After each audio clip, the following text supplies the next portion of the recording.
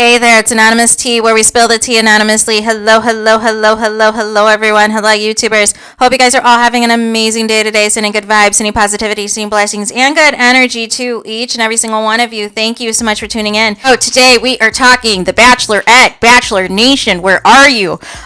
We are talking because we have yet another breakup announcement, you guys. So the first black Bachelorette, Rachel Lindsay, in a weird post that her soon-to-be ex-husband, Bryan, posted on his Instagram stories, kind of just dropped the bomb that it was over. And so let me quickly read through this NBC News article, even though it's everywhere. But it says that Rachel and Bryan are divorcing after 4 years, citing irreconcilable differences, according to court documents filed Tuesday, in which those were the court documents that Bryan filed. They got engaged with help from ABC's reality dating show The Bachelorette and later married in Cancun, Mexico, except for it took forever. It took forever for the wedding to happen. Nonetheless, he was among 31 suitors who competed for Lindsay's affection during season 13. They do not have any children but share a property in North Hollywood. My parents have been married forever and I'm a family man, but sometimes loving yourself and loving your partner means you must let go. That sounds weird.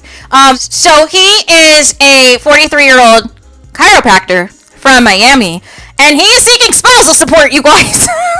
From Rachel Lindsay. Make it make sense. You've been married for 4 years. You live apart most of the marriage. You do not have kids together. Although you share a property in Hollywood, you're barely there at the same time. And according to Rachel Lindsay, you're barely having sex. You're barely having a marriage that's actually functioning. But this is what Bryan has filed. Rachel has gone completely silent, has gone completely off the grid. It says in the divorce paperwork that they have been separated since December 31st, 2023, a couple of days ago.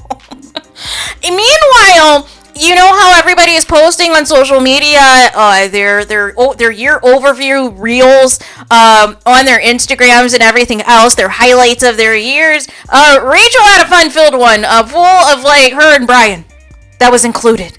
So obviously New Year's Eve, she did not get the memo that this was over. Even though she said a couple days prior in a post that this has been her most difficult year yet. But even still with that, I thought maybe they'll still give this a little bit of a push. I'm aware that they have, Rachel has shared some fertility issues in the past, but also revealed they're barely having sex. They're barely together ever. They're barely in the same place. But I don't know. I've always just kind of been sus of Bryan, right? Because he was just too eager for, several things. Like staying on the podcast well after Rachel was gone. This chiropractor business, I don't know. There's one in Miami, there's one in LA. And it seems like ever since he's been in LA, it's just been an influencer, a magnet. Like, let me see how much a Bachelor Nation I can get for photo ops at this place to try to attract customers. And that was a red flag to me. Because I'm like, what is going on? And I did not think it was as successful as he is portraying on the socials. Especially if you're requesting spousal support. And I felt that Rachel settled for this guy because she was basically falling over, crying her eyes out over the Peter guy, friend zone, the black guy. I just felt like it was just a series of wrong men that were being, selected. And unfortunately, Bryan was like the best she thought that she could do. And it's just unfortunate, right? Now, there was some tea last year, I want to say around the summer, fallish, that there was going to be another couple that was going to announce their divorce. But I didn't think it was this couple. Because the Bachelor and Bachelorette have a terrible track record as far as, couples staying together. At this point, and I know everybody says this because I watch Big Brother, I watch Love Island, I watch all these reality shows. But at this point, Big Brother and even Love Island have a better success rate than, Bachelor Nation at this point. Especially Love Island UK and especially Big Brother US. People literally find their soulmates on Big Brother.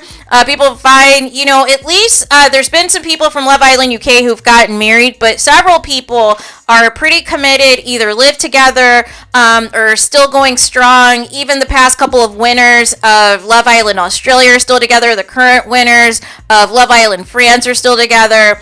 3 out of the 4 finalist couples on this previous season 10 of Love Island UK are still together. I believe 3 of the 4 finalists in Love Island USA this past season are still together, and I believe the only other couple that's still together from season 3 is Will and Kira from the US version.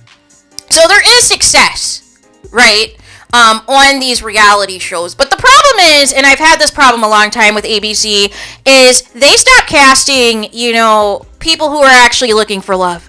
They claim, these producers get on these podcasts and they claim, oh, if you're just there for clout and followers, you're not going to be selected. But that's all they're there for.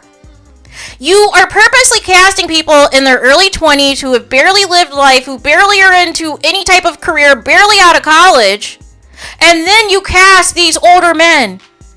Or the vice versa. You cast, either older women and younger men, or older men and younger women, and you expect fetch to happen, right? But they're in 2 completely different places in their lives. The first couple of seasons was when I felt it was the most authentic, and I believe Trista, the first Bachelorette, is the only Bachelorette that's been married the longest. But there's something that has to change in the formula of the show. Because this current thing is not working. Even Bachelor in Paradise is flopping. You have former Bachelorettes actually going on Paradise, you guys. Make it make sense. And, now it's record breaking within like 24 hours or 72 hours. All the couples break up. After the finale. Like just immediate breakup statements. Right? One by one. And it's just, it's something has to change with this format because it's not working. But something that bothered me is, it's fine for people to have a mixed reaction to this. Some people saw this coming. Some people saw some red flags and whatnot. But I have a problem with the people who are celebrating this for the simple fact that they just don't like Rachel.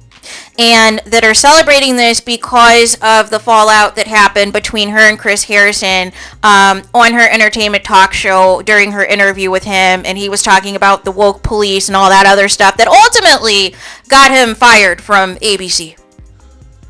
And ever since then, there has just been this onslaught of an attack against Rachel Lindsay, attacking her character, just attacking everything about her, right? And it isn't even from the traditional Bachelor fans. It's not even from traditional Bachelor Nation. It is just random people who don't even watch the show that are coming for Rachel. Even black women that are also coming for Rachel that don't even watch the show, but are mad that she didn't choose a black man to marry.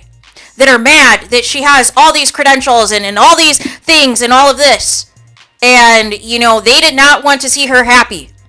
And there were literally troll accounts, you guys, that were predicting for the past couple of years that this was a fake show, basically. Basically saying that this couple was over and at some point they were going to make it official. But here was the thing. I couldn't take it seriously because there are a lot of trolls on the internet that are just there to be haters. And there are specific trolls who, for whatever reason, do not like some of these reality TV couples.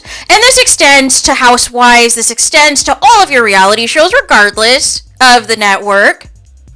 If there's a couple that gets on their nerves, or they specifically just hate them for whatever reason, for simply existing, they make these troll accounts, and they keep, posting these breakup rumors and hoping that one of these messy blogs picks it up so that it gains traction, so that it goes viral. But a lot of times it's not really true, unless you're an actual insider. But sometimes people are bored. Sometimes people have a slow news day. So they peruse around Twitter, they peruse around Reddit, and they say, ooh, what is this? What is this tea somebody claims to have that this couple is having issues? And blah, blah, blah, blah, blah. Next thing you know, it is splashed everywhere that there is relationship issues and they're barely hanging on, and they're going to try to stick it out till the new year and then announce their divorce. But I feel like in this case, Rachel was blindsided. I feel like even though she knew their issues and she knew that there was something wrong, I still think she was in it to try to make this work. I feel like she was going to give it this last ditch effort this year, and then if it didn't go, she would file. But the fact that Bryan filed tells me he's been looking for it out for a while. It was just odd, because when couples, especially reality TV couples, start to say that they're going to limit how much they post of each other, that they're going to go dark, that they're going to go private on their relationship, even though you are publicly, matched together from a reality show that films you 24/7. But then you suddenly just go completely, off the grid. Don't post each other anymore. Don't acknowledge each other anymore. Are never seen together anymore. But we're supposed to believe you're still together. But in this case, they really weren't together. Like, they literally were on opposite sides everywhere. I rarely saw them together. So how can you talk about starting a family and all of these things, and you barely are in, the same state at the same time? And, Rachel's career never has slowed down. It really just picked up, the moment that the show ended. Really, she just really seamlessly transitioned into being a lawyer to now being an entertainment news correspondent. And on the red carpet on all these shows, on all these reality shows, on all these award shows, and getting to interview A-listers and everything else. I believe still an extra. And she has a podcast and all this other stuff. So she's really thriving.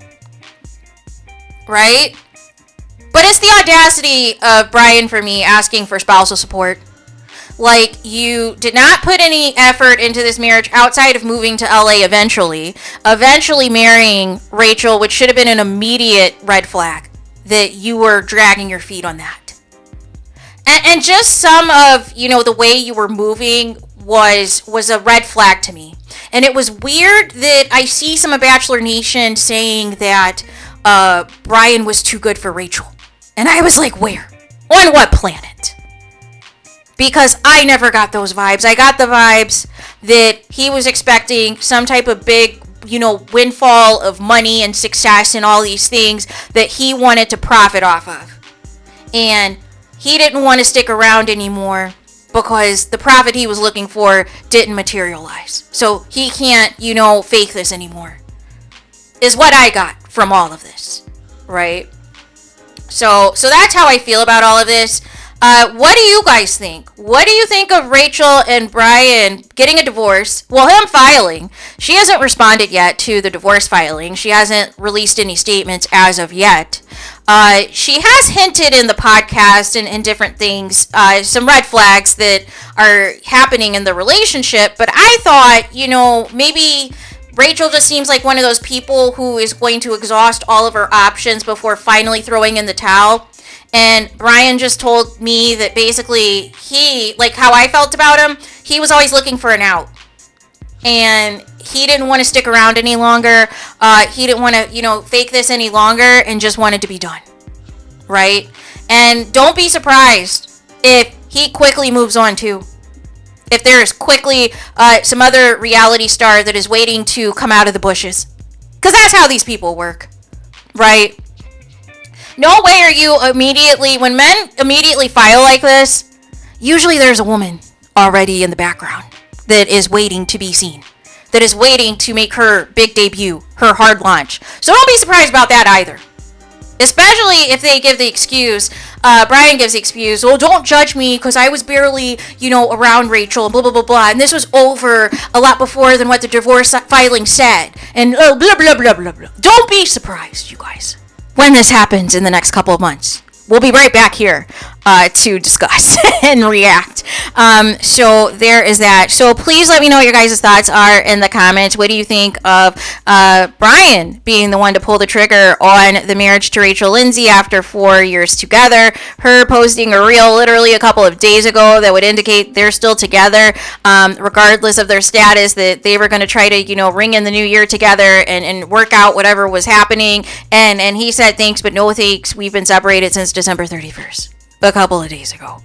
And requesting spousal support of all things. No kids, barely together. Allegedly was supposed to be a successful chiropractor, but maybe that's in question as well. Because it seemed that only, like I said, reality stars showed up to this practice for like the photo ops for the content. And it seemed like the only reviews he got was from Bachelor Nation. That may or may not even went there at all. So there's that. So let me know your thoughts in the comments. Please do not forget to like, comment, and subscribe. Hit the notification bell so you're notified the moment I post new content on my channel. And with that being said, I'll talk to you guys again very soon.